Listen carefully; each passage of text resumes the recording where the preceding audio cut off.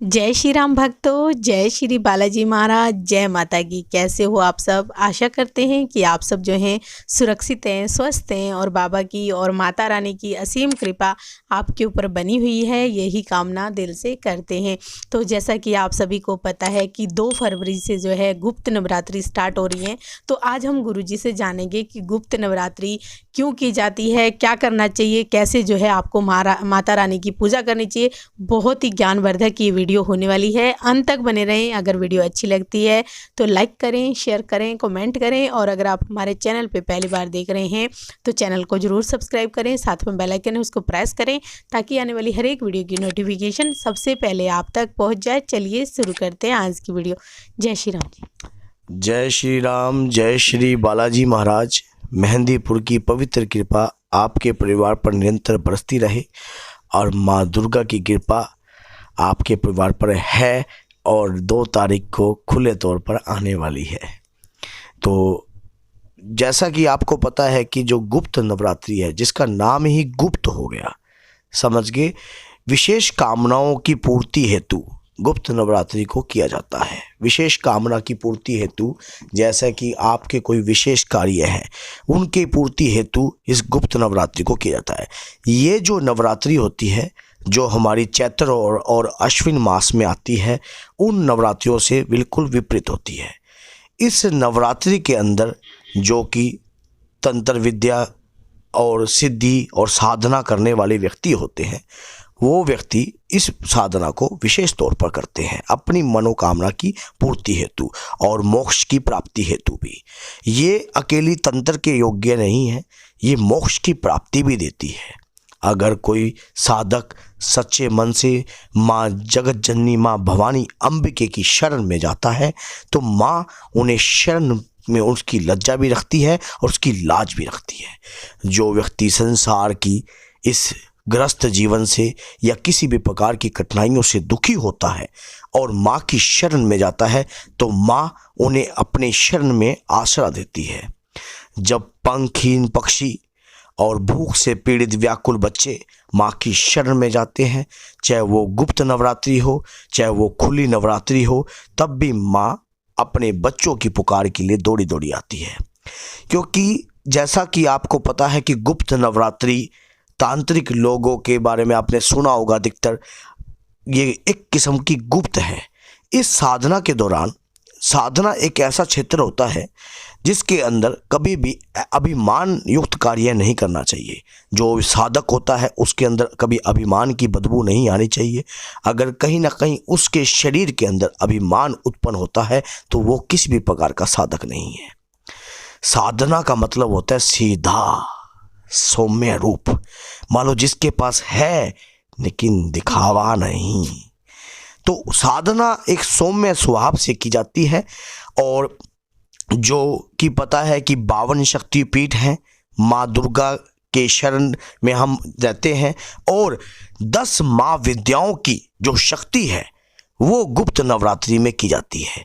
जैसा कि 10 माँ विद्याएं कौन सी होती हैं वो आपको पता ही होगा, जैसे कि माँ तारा देवी, कमला देवी और धूमावती और ये जो 10 माँ विद्याएं हैं बहुत ही ज़्यादा तेज तलवार की नोक पर चलाने वाली है।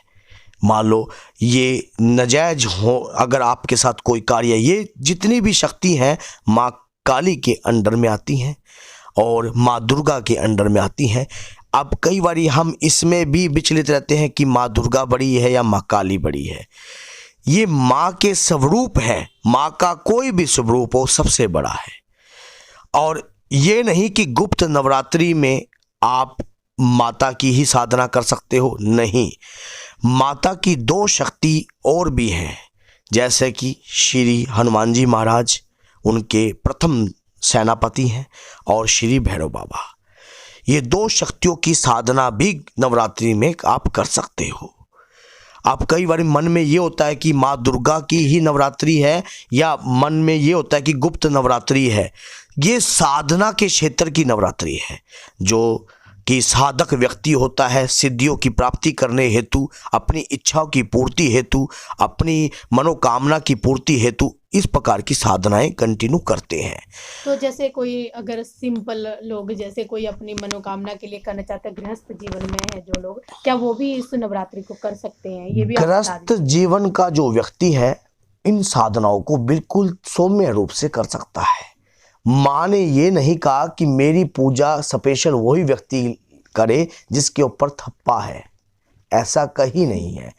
गृहस्थ जीवन में रहकर जो साधनाएं हैं बहुत आसान होती हैं, लेकिन उनके जो नियम होते हैं वो औखे होते हैं। गुप्त साधना करने के दौरान आपके घर के व्यक्ति को भी अगर ना पता न चले तो ये ज़्यादा उचित माना जाता है। जब साधना के दौरान व्यक्ति होता है तो जो गृहस्थ जीवन का व्यक्ति है उस साधना को, जैसे कि कोई आपकी मनोकामना है, जो माँ की इस 9 दिनों के अंदर जो भी आपकी मनोकामना है ये पूर्ण हो जाएगी आपकी, क्योंकि 9 दिन ये शुभ माने जाते हैं। जैसा कि 2 फरवरी को आपको पता है, 2 फरवरी 2022 को गुप्त नवरात्रि है और उसी दौरान आपने जो साधना करनी है, अगर कोई माँ के सौम्य रूप की साधना करता है जैसे कि माँ दुर्गा के स्वरूप की, तो माँ वैष्णो के स्वरूप की, तो वो गाय के घी से चाहे 1 चम्मच 1 किलो के अंदर मिला दीजिए, लेकिन गाय का घी जरूर होना चाहिए, क्योंकि गाय का घी, गाय के अंदर 33 कोटि देवी देवताओं का वास होता है और वो एक अमृत तुल्य माना जाता है। और जब आप गाय के घी से अखंड ज्योत जलाओगे, अखंड ज्योत के दौरान ब्रह्मचारी का सबसे बड़ा पालन होता है। जब भी कभी भी अखंड ज्योत किसी के घर में जब अखंड प्रतिज्ञा के रूप में प्रज्वलित होती है, तब ब्रह्मचारी का कार्य घर से स्टार्ट हो जाता है। उसी क्षण से आप माँ के कोई भी मंत्र को आप व्यापक कर सकते हो। मैं कोई यहाँ पर विशेष मंत्र नहीं दे रहा, अगर आप चाहते हो तो कि कोई मंत्र हम माँ का दें तो हम अगली उसके लिए ऊपर भी हम एक वीडियो बना देंगे। अभी मैं सिर्फ गुप्त नवरात्रि के बारे में आपको बता रहा हूँ, तो वीडियो के दौरान थोड़ी सी लंबी बनेगी, लेकिन वीडियो बहुत अच्छी बनाएंगे हम। तो उसके दौरान क्या है कि जब आप साधना कर रहे हो तो माँ के घी का और एक माँ दुर्गा का स्वरूप आपके सामने होना चाहिए, लाल कपड़ा बिछा होना चाहिए, उसके ऊपर स्वास्तिक आपने चावलों से अक्षत से स्वास्तिक बनाना है। जो चावल है वो बासमती सुगंधित होने चाहिए। और स्वास्तिक के दौरान आपने क्या लेना है, एक मिट्टी की हांडी लेनी है छोटी सी, और एक नारियल लेना है। उसके ऊपर आपने जटा वाला नारियल होना चाहिए छोटे साइज का, उस पे आपने माँ की चुन्नी लपेटनी है। और जो ऊपर का जो ढक्कन है उसके ऊपर भी आपने हल्के से चावल पीले रंग के, हल्के से चावल लाल रंग के, फूड कलर से चावल का रंग हो जाता है लाल और पीला, तो उससे रखकर आपने, और बीच की जो लाइन है उस पर आपने चावलों से ओम छाप देना। अगर नहीं छपता तो आप सिर्फ ऐसे पतली सी लकीर डाल देना सफ़ेद चावलों की, लेकिन चावल बासमती सुगंधित होना चाहिए, कोई भी चावल खंडित नहीं होना चाहिए। अब आपने क्या करना है, स्थापित कर देनी है। स्थापित करने के दौरान जो भी आप कोई मंत्र बोलते हो वो मंत्र करना है आपने। और साधना के दौरान कोई भी साधना जब व्यक्ति करता है, सबसे प्रथम पूजनीय जो होते हैं वो गणपति भैया जी होते हैं। जैसे कि कल सकट चौथ थी तो उस दिन गणपति भैया का आपने आह्वान करना है, क्योंकि उनके बगैर कोई भी साधना परिपूर्ण नहीं होती। अगर अब कोई व्यक्ति माँ काली के स्वरूप की साधना कर रहा है तो उसकी जो अखंड ज्योत है वो तेल के दीपक की जलेगी, सरसों के तेल की जलेगी। और कार्य वही होगा जो कोई बीज मंत्र की साधना कर रहा है, या कोई भी दिव्य मंत्र आपके गुरु के द्वारा दिया गया है, या कोई भी ऐसे मंत्र की आप साधना कर रहे हो तो इस प्रकार से होगी। अगर आप साधना के दौरान आप हनुमान जी की साधना कर रहे हो, अगर आप हनुमान जी की साधना कर रहे हो, अगर आप कहते हो कि हाँ भी मैं वीडियो बनाऊंगा लेकिन उसमें बहुत सी बातें गुप्त तो जरूर होंगी, क्योंकि ऑन कैमरा ये बात जो चीज़ें हैं कई बार नहीं दी जाती। अगर कोई व्यक्ति करना भी चाहता है तो वो हमारे से कॉन्टैक्ट भी कर सकता है। तो उस दौरान क्या है कि अगर आप हनुमान जी महाराज की कृपा प्राप्त करना चाहते हो, क्योंकि जब कृपा प्राप्त करने के लिए कृपा के लायक भी बनना पड़ता है। ये बात मत सुन लेना कि अगर कोई हम अग्रेसिव हो जाए, हाँ भाई गंगा जल मिल रहा है, जैसे कि कि गंगा जल हरिद्वार में बढ़ता है लेकिन हमारे बगल से होते हुए जाता है, लेकिन कई बार उनको वैल्यू का भी नहीं पता होता। तो इसी प्रकार से क्या होता है कि जो किसी चीज़ की वैल्यू का जब तक नहीं पता होता तब तक वैल्यूबल बनना पड़ता है। मान लो परमात्मा भी तुम्हें एक्सेप्ट करने की कोशिश करे तो इस मान लो तुम्हारे माध्यम से उसके लायक बनना पड़ेगा आपको। तो इस प्रकार की जब साधनाएं आप कर रहे होगे, गुप्त नवरात्रि की जो साधनाएं हैं, इस साधनाओं में ब्रह्मचारी का पालन होना चाहिए। अधिकतर बाहर के व्यक्ति का प्रवेश नहीं होना चाहिए आपके घर के अंदर। अगर आप घर में साधना कर रहे हो और माँ के सौम्य रूप की साधना कर रहे हो तो आपको घर का स्थान चुनना चाहिए। अगर माँ की कोई आप तेज धार रूप की साधना कर रहे हो, जैसे कि माँ कामाख्या देवी की या कोई भी माँ बंगलामुखी, माँ धूमावती या माँ तारा देवी, 10 माँ विद्याओं में से अगर आप साधना कर रहे हो तो आप एकांत का कमरा लीजिए जो घर से थोड़ा सा दूर हो, या आपका छत पे जो भी बैठकर, या फिर कोई ऐसा स्थान चुनिए जहां पर आप साधना करते हो अलग से कमरा, अलग से। क्योंकि जब तेज धार रूप की साधना कर रहे होते हो तो शरीर के अंदर एक तेज शक्ति का विवास होता है, और साधना के दौरान आपके गुरु की शक्ति आपके नजदीक जरूर होनी चाहिए।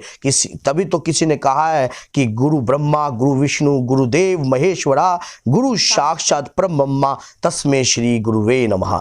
तो गुरु के मंत्र की माला भी बहुत जरूरी होना चाहिए। अग्रेसिव होकर साधना नहीं करनी। सौम्य रूप का व्यक्ति साधना कर रहा है तो उसको किसी भी प्रकार की दिक्कत नहीं है। अगर माँ दुर्गा के सौम्य रूप की साधना कर रहा है तो किसी भी प्रकार की हिजिटेशन मत करना। जब साधना के दौरान आपने माँ को एक समय का आपने भोग भी लगाना है। कोई भी अंतर आत्मा में अगर आपका भोग उत्पन्न होता है माँ का, कोई भी आप भोग लगा सकते हो माँ को, और अपने इष्ट देव का भी आह्वान करना है। इष्ट देव जो है, अगर किसी की माँ दुर्गा इष्ट देव है तो वो माँ दुर्गा अपने बच्चे के ऊपर कृपा जरूर करेंगी। और अगर माँ अपने इष्ट की अगर किसी के बालाजी हैं तो वो उनकी सिफारिश जरूर पूर्ण करेंगे। तो अभी इसमें ये जो स्वरूप मैंने आपको बताए हैं, माँ दुर्गा और माँ हनुमान जी महाराज और श्री भैरव महाराज, तो ये अगर आप इनकी सौम्य रूप की साधना करते हो तो आपको कुटुंब को किसी भी प्रकार की कोई हानि नहीं होती है। क्योंकि इनकी सौम्य रूप जो है, ये जो स्वरूप है शीतल रूप है, और ये शीतल, लेकिन इतनी जल्दी से ये रूप जो है एकदम प्रकट भी नहीं होते। ये शीतल रूप है तो शीतलता से ये लाइफ टाइम इनकम है। तो इसमें ये भी बताइए कि खाने पीने का क्या परहेज रखें? खाने का कोई परहेज नहीं है। तामसिक युक्त भोजन नहीं सेवन करना। प्याज लहसुन तामसिक युक्त में ही आता है। दारू मदिरा का सेवन मत करना। घर के अंदर अगर आप सौम्य रूप की साधना कर रहे हो, ऐसे लोगों को आने भी नहीं, ऐसे जो कि तामसिक युक्त भोजन, प्याज लहसुन अगर आपके घर में है तो उसका त्याग करना पड़ेगा। किसी चीज का, जब तक आप किसी चीज का त्याग नहीं करोगे तो किसी चीज को अपने अंदर ग्रहण भी नहीं करोगे। ये बात सुन लेना, जब तक त्याग किया नहीं तो अंदर से सद्गुण उत्पन्न भी नहीं होंगे। जब तक हमें किसी को ग्रहण करना है अपने अंदर तो पहले त्याग भी जरूरी है। जैसे शरीर का स्वभाव है, मल का त्याग करते हैं, अन्न का सेवन करते हैं, जो अन्न को बनने में समय लगता है। उसी प्रकार से क्या, गंदगी का त्याग कर दीजिए, अपने अवगुणों का। अगर कोई साधना भी कर रहे हो तो उसमें अहंकार की बू उत्पन्न नहीं होनी चाहिए। याद रखना, शक्ति देने वाला भी भगवान है और लेने वाला भी भगवान है और कृपा करने वाला भी भगवान है, और आपके हाथ में कुछ नहीं है। आप सिर्फ कर्म कर सकते हो, और ये धरती जो है एक कर्म क्षेत्र है। इस कर्म क्षेत्र में कर्म के अनुसार ही चीज मिलती है। जो आपके भाग्य में है वो आपको मिलेगा, और जो भाग्य में नहीं है वो होकर भी छिन जाएगा। तो इसलिए भाग्य से ज़्यादा किसी ने नहीं लिया और भाग्य से कम कोई ले नहीं सकता, क्योंकि देने वाला भगवान है। अगर सही रूप जन कल्याण हेतु कार्य कर रहे हो या कोई अपनी, क्योंकि जैसे कि आपको पता है, अगर आप साधक नहीं हो और आप गृहस्थी जीवन से अपने गृहस्थी जीवन के अंदर कार्य करना चाहते हो तो ये नहीं है कि ये जो गुप्त नवरात्रि आपके लिए नहीं है। आप भी इस गुप्त नवरात्रि में पूर्ण रूप से भागीदार हो, पूर्ण रूप से सहयोग कर सकते हो। खुली नवरात्रि की तरह इसमें खेचड़ी नहीं बोई जाती। इसमें खेचड़ी नहीं बोनी है आपने, और कोई भी कन्या पूजन नहीं करना है। लास्ट रात्रि में आपने लास्ट में कोई कन्या पूजन नहीं करना। हाँ, हवन जरूर होगा इसके अंदर। उस पे भी हम वीडियो बनाएंगे कि गुप्त नवरात्रि में अगर आप कोई साधना कर रहे हो तो आपको, अगर आप चाहते हो कि उस पे भी हम एक वीडियो बनाएं तो हम हवन का जरूर बताएंगे आपको। अगर कोई व्यक्ति करना भी चाहता है किसी भी प्रकार से तो वो हमारे से संपर्क कर सकता है। हाँ, मिल जाता है आपको, तो हम उस नंबर के दौरान आपको बता देंगे। अगर आप कोई भी देवी देवता की सौम्य रूप की साधना करना चाहते हो और उसको किस प्रकार से आपको कार्य करना है, किस प्रकार से आपको चलना है, क्या क्या नियमों का, अगर कोई आपका काम नहीं बन रहा, जैसे कि कोई अपना कोई भी कार्य इच्छा प्रकट कर सकते हो आप। अगर इच्छा प्रकट करने के दौरान माँ दुर्गा से किस प्रकार से उस इच्छा की कामना करनी है और उस इच्छा को हमें किस प्रकार से पूर्ण करना है, किस प्रकार से हमने उस इच्छा के दौरान क्या क्या चीजों का, क्योंकि जो ये लगा लो कि नवरात्रि के अंदर कोई भी कार्य किया हुआ फलीभूत होता है और किसी भी चीज को उत्कीलन भी किया जा सकता है अगर कोई चीज किलित है, क्योंकि भगवान शंकर के द्वारा दुर्गा सप्तमी में स्पष्ट तौर पे कहा गया है कि हे देवी, ये जितनी भी विद्याएं हैं सब मेरे द्वारा किलित हैं। अगर इनको किसी भी कोई साधक व्यक्ति, कोई सिद्ध पुरुष अगर इनको उत्कीलन करेगा उसी तरीके से, तो ये उत्कीलन होकर ये चीजें काम भी करेंगी। हमने जो ये ज्ञान की वीडियो बनाई है सिर्फ आप लोगों तक अधिक से अधिक ज्ञान पहुंचाने के लिए बनाई है। अब आपका नैतिक फर्ज बनता है, ये उद्देश्य बनता है कि अधिक से अधिक इस वीडियो को शेयर किया जाए, ताकि जो गलत तरीके की साधनाएं करने वाले व्यक्ति हैं, साधना के दौरान आपको ये बात याद रखना कि हमें अपने कुटुंब का भी ख्याल करना होता है। कई बार व्यक्ति साधना ऐसी लेकर बैठ जाता है तो अंत में उसके कुटुंब का भी नाश होने की संभावना हो जाती है। तो साधना ऐसे स्वरूप की जाती है जिससे खुद तो बचे और कुल को भी तार दे आदमी। तो इसी प्रकार से मैंने गुप्त नवरात्रि पे कुछ आपको बताया है। और विशेष बात यह है, जो गुप्त नवरात्रि का जो समय है कलश स्थापना का, वो 7 बजे से लेकर 10:30 बजे तक का है सुबह का। और साधना के दौरान आपको बाहर की चीजों का सेवन नहीं करना है। दूध का सेवन कर सकते हो और बाहर की और सब्जी का भी सेवन कर सकते हो, बाहर की और कोई चीज का, और जंक फूड वगैरह, तेज उगर जैसे कि तेज मिर्च का भोजन का सेवन भी नहीं करना होता। सात्विक भोजन का मतलब होता है उबला हुआ, जैसे कि घिया, तोरी, अगर ये नहीं मिलते तो आलू। तो हम 41 दिन तक परहेज कर लेते हैं मेहंदीपुर के। तो आप सोच के देखो, सौम्या जैसा खाओगे अन्न वैसा ही तो होगा मन। अगर तेज खाओगे अन्न तो तेज ही बहोगी शरीर पे शक्ति, समझ गए। तो उसी लिए सौम्य रूप की साधना कर रहे हो तो सात्विक भोजन लीजिए। तो मैंने ये कुछ बताया है। अगर बताने के दौरान कोई बात रह जाती है या किसी भी प्रकार का हो जाता है तो मैं आपसे क्षमा मांगता हूँ, क्योंकि जो जगत जननी मां भवानी की कृपा के दौरान जितना भी मैं बता रहा हूँ सब उनकी कृपा के अनुसार ही है। अगर उनका आदेश है तो ही मैं बता रहा हूँ, मेरे बाबा का आदेश है तो ही मैं कह रहा हूँ। तो इसलिए बोलिए जय सीताराम, जय मेरी जगत जननी मां भवानी अंबिके। आपका सदा ख्याल रखे, आपके परिवार को मंगलमय करे और खुशहाली से भर दे। और वीडियो को अपने तक नहीं रखना भैया, शेयर कर दीजिए प्लीज। जय सीताराम।